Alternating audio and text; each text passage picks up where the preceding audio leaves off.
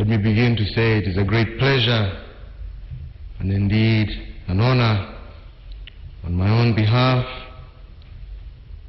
on behalf of my government and the people of Kenya, to be given this opportunity to address this august House.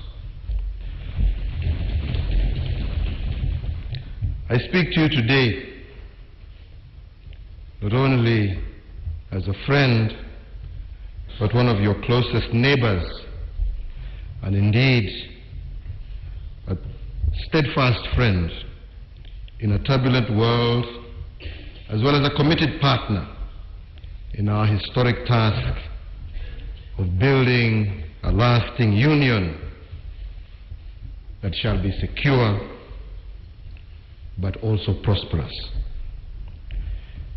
Indeed, it is my intention today to try and share with you a little bit of what I see as the destiny that awaits us as East Africans. And I do so that we can be strengthened by the hope that the future stands to bring. But more than that we can in solidarity stand together and defend this future with every ounce of our collective strength. To attain that bright future, however, demands that we pay heed to where we have come from, to what has forged us into independent and ambitious Africans of Kenya and Uganda, and indeed of East Africa. Mr. Speaker, sir, we rose as independent nations from the ruin and carnage of colonialism, from the damage to our bodies and minds that the colonizers, and even before him, the enslaver, had inflicted to try and break our spirit. From these considerable attempts to permanently undermine our sense of self-worth and our independent spirit. However, as Africans, we did not break. There had been civilizations for millennia throughout Africa before the colonial misfortune came upon us. Our people had ruled themselves, inventing and innovating social formulas that became the traditions underlying humane, just societies. Our people had traded with one another, explored each other's lands, and signed treaties of peace with one another. For generations without count, we had also raised brave warriors ready to make the ultimate sacrifice on behalf of their people. From these enduring qualities, we rejected and our forefathers defeated colonialism. Having done so, we did not go back to relive the nations of the past. Instead, we forged new nation states, expanded our sense of national identity, and adopted grander visions than had ever been known before.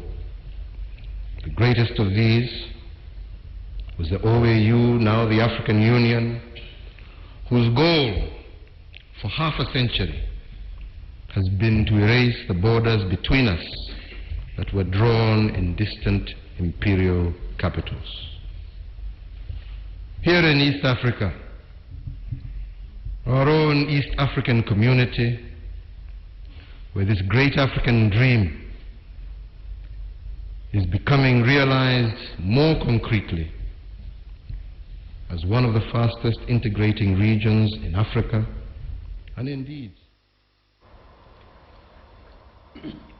Of course, that was just part of President Uhuru Kenyatta's speech earlier, where he was addressing the National Assembly in Uganda. A very historic moment, this being the first time a president is addressing the National Assembly of another country within this particular region. Now, to just continue with this discussion I was having earlier on with Professor Macharia Munene, who is an international relations expert, you managed to listen to him. Yes. Do you think that he captured all the issues that are in the region? Yeah, all the issues that are pertinent as of this moment, and they're giving a lot of hope and inspiration, reassuring.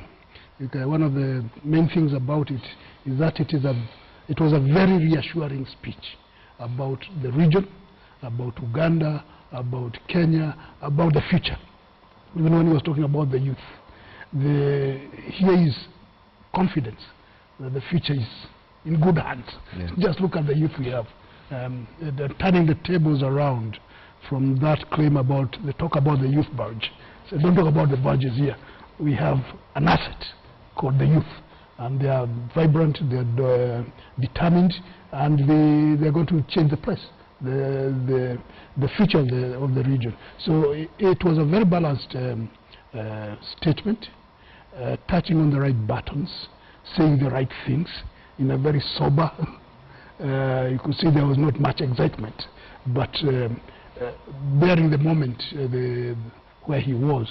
So the projection was of maturity, of concern, of self-respect, confidence that Africa is on the rise. That's what he was saying, that East Africa and the African continent is on the way up. And there's no turning back. Do you think, in regards to that he was just speaking on issues that perhaps Museveni would want to hear? Like, for instance, the issue of democracy. He said that the opposition shouldn't take advantage of a free democratic state. What do you think? Well, he's a visitor, and you don't go in somebody's house and insult him. You know, but that was not the issue. He made the right statement. He said that there is room for the opposition. But that room for opposition does not mean destruction. And I think he was trying to say balance up, and it applies everywhere, whether it is in Uganda, Kenya, Tanzania, or wherever. The democracy implies there will be differences of opinion on how to maneuver and go about political issues. Everyone involved, whether in the executive or in the legislature or wherever, should bear in mind the greater goal of ensuring that the country is stable and peaceful, so that they can deliver on the services that they intend to deliver. Now, if there are politicians whose objective is to destroy the country, then those are the ones I think he was warning about. That whatever you do, bear in mind that you have a country to protect and to defend and to advance, but not to destroy. But we have seen how both the countries have handled the opposition. Do you think Uganda has been doing it right, and shouldn't it have been part of the president's speech? How Uganda has handled its internal politics is largely, I think he made it very clear, the way countries handle their internal politics should not be interfered with too much. And I think when he was hitting at some countries that try to tell others how to run their politics, and it is not Kenyatta's business to tell Uganda how to run its politics. Now, we do have people who are in the opposition who do not like President Museveni too much, and who do that. That is normal. And it was not for President Kenyatta to go and tell Museveni, shake that guy's hand or do this. No. That was not the purpose of the visit. The visit was there to bring the peoples together instead of individual. And the peoples of Uganda and the peoples of Kenya can have a common identity, as he was talking about. We have a common agenda, we have a common identity. Now, individual politicians who have a problem there and there is really not President Kenyatta's business, because that's an internal matter, and they handle themselves the way they do. But one might also argue that it is sort of double standard, so to say, on President Uhuru Kenyatta's part. I remember during his campaign he was very vocal when he was saying wazee waende nyumbani. You know, he doesn't want old people to be to head this country. Yet here we have it that President Museveni has announced he wants to run for another term after 29 years. Who is the politician? And we've seen this with all politicians. Poor Raila Odinga. Yeah. The time he was saying was there. Yeah. Now he's having a problem. He's doing the same thing. But you know, we make a distinction between statements that are made as part of the campaign sloganeering and statements that are really dealing with serious matters of state. And he was dealing with serious matters of state now, not campaigning for a position in Uganda or in Kenya or somewhere. There will come a time when people will be telling who you are now old. So this is a normal thing. Yeah. There is nothing big to worry about in that. And I think Museveni has no problem. And as we wind up on that note, maybe if you could just analyze the relationship these two have, other than just being heads of state. Or do you think? Well, I think they like each other very much. They have a personal chemistry. In that one, Museveni has a way of getting around and saying the right things. Whenever he comes to Kenya, he says things and people say, wow, you know, that kind of thing. And Uhuru also has this gregarious characteristic. And not to mention that he has a good name. Kenyatta is a good name. And Museveni is one of those, in his youth, grew up admiring the name of what? Of course, the other Kenyatta, the older one. Yeah, the older one. And so he probably can see in the young man the hero that was the other one. And so they relate very well, because in this sense, Museveni would like to be projected as a liberator. And he sees himself as a Pan-Africanist liberator. And after all, the older man was a what? Yeah. So they have things in common they can identify and so project, and they work out they have a very good chemistry, the two of them. It's not the fact that they are simply president. Yeah. Even when they stop being president, whenever that is, they'll still be good friends. Yeah.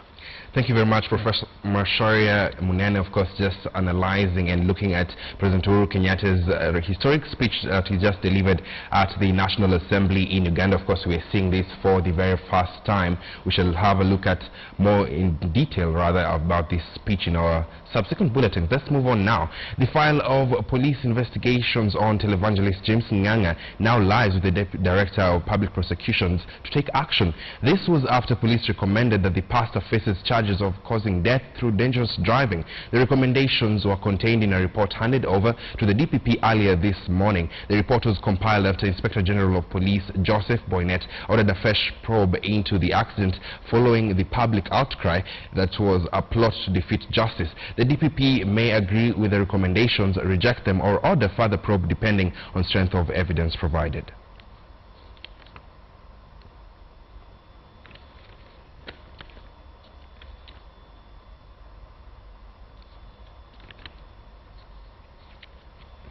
Also, senior police officers from Nakuru County are in a meeting to discuss the fate of 5 policemen who were arrested in Nakuru over the weekend for allegedly dabbling in crime. The officers are being accused of using their weapons to rob and harm the same people they sought to protect. 3 armed officers from Nakuru were arrested in Kericho after they reportedly abducted a motorist. The male officers who were in the company of a woman were arrested by Kericho CID officers. The 3 are said to have carjacked the motorist and demanded a ransom of 2 million shillings from him before officers from Kericho, who were monitoring them, pounded out and cut short their mission. Our reporter Kamche Menza now joins us by way of phone. Kamche, what's the latest on this? Thank you so much, Ian. Earlier on, I was waiting for a comment from Rift Valley Regional Police Coordinator, Mr. Gideon Amala, but I haven't managed to get hold of him. However, I talked to DCIO Nakuru, James Lelia, and inquired from him about what exactly they are doing to try and curb such cases in Nakuru. And he said they are cooperating with members of the public to identify any police officer who has been said to be on the wrong or who has been found to be engaging in such criminal activities. And he says such police officers, they will not relent, but they will take any action. They will arrest and carry out investigations and charge them just like any other ordinary person. Earlier on, Nakuru County, 2 officers who were supposed to be arraigned in Nakuru Law Court this morning, their death was moved to tomorrow after the DCIO requested the court to move the date to tomorrow on grounds that the same advocate is handling the same case for the 3 officers in Kericho. And I talked to a colleague who's in Kericho and who was at the Kericho law court at around 12:15. And he told me that the lawyers to the 3 officers were at the court at the moment, but the officers had not yet arrived. So, Ian, that's it from this side. We are still keeping an eye on that, and we'll bring you to speed after we get the information. Thank you very much, Kamcha Menzo, just giving us an update. Senior police officers from Nakuru County are currently in a meeting, of course, to discuss the fate of 5 policemen who are arrested for allegedly involving themselves in criminal activities. We shall be keeping tabs with that particular story. And to another story now. 2 weeks after word went round, the self-proclaimed God Jehovah Wonyi was allegedly dead. Local administrators now say Wanyonyi is dead and that they issued a death certificate on July the 19th, though the family of the 98-year-old insists that he is still alive. Marcy Kandie with that story.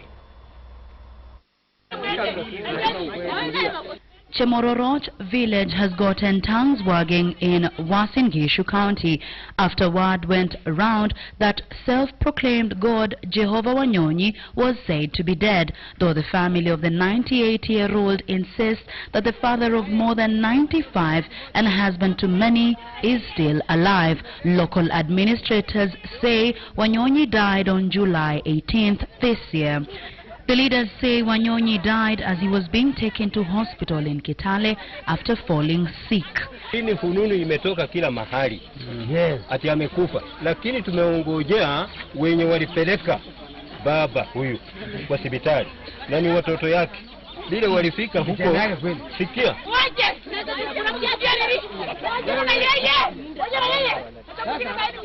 His followers, however, believe Jehovah Wonyi is alive. The area chief say the family came to him after the hospital demanded for a burial permit before releasing the body to them. Assistant Chief Paul Bett confirmed that he had indeed given the family the burial permit on July 19th, a day after Jehovah Wonyi reportedly died. Hao watoto ni watoto wa Jehova. Sasa wako na uchungu kweli vile alienda hawachaleta ripoti.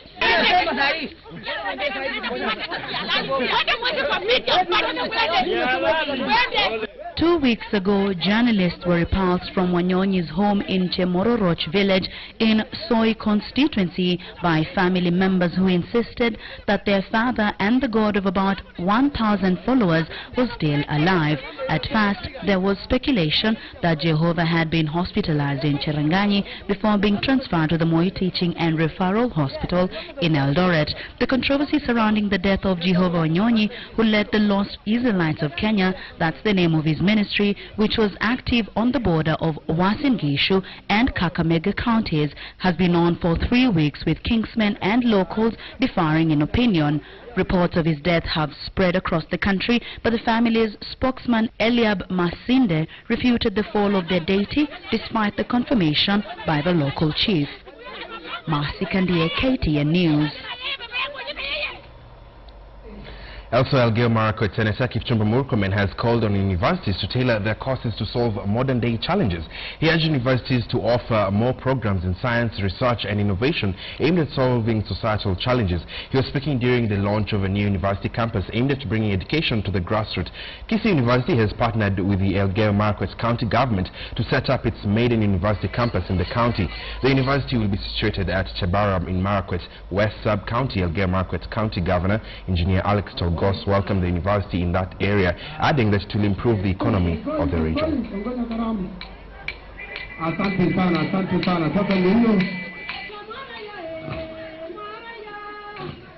Generic programs.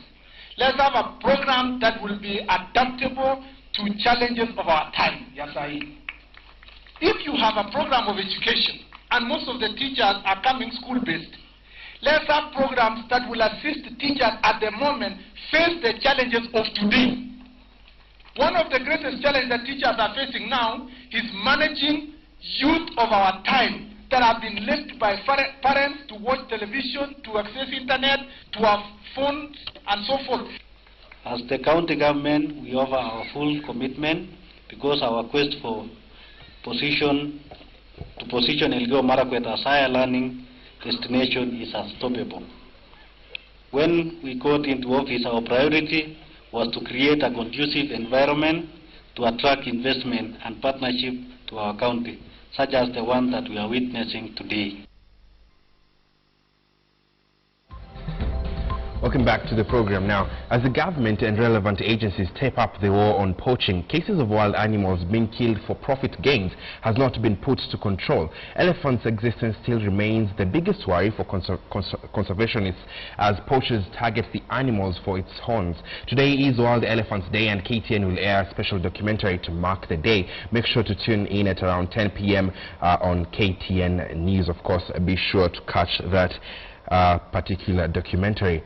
Now, gunmen killed 10 civilians in an attack on the village of Gabera in northern Mali a day after deadly siege by suspected gunmen at a hotel northeast of the capital. The attacks are the latest violence in the West African country, where the United Nations had brokered 10 years peace between Tuareg and the government.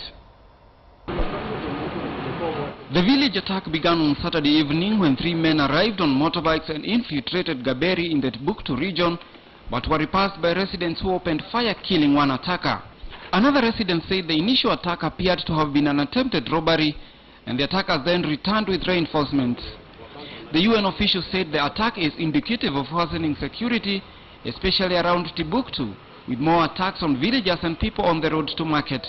In a separate attack, at least 13 civilians, including 5 workers for the UN mission, died in a 24-hour siege at a hotel. 4 militants were killed and 7 others arrested in the pre-dawn raid. Mali lost 4 soldiers in the attack. The end of this bulletin on KTN, but of course Newsdesk continues on KTN News for our viewers on that second channel. Do you enjoy the rest of your viewing? My name is Ian Wafula.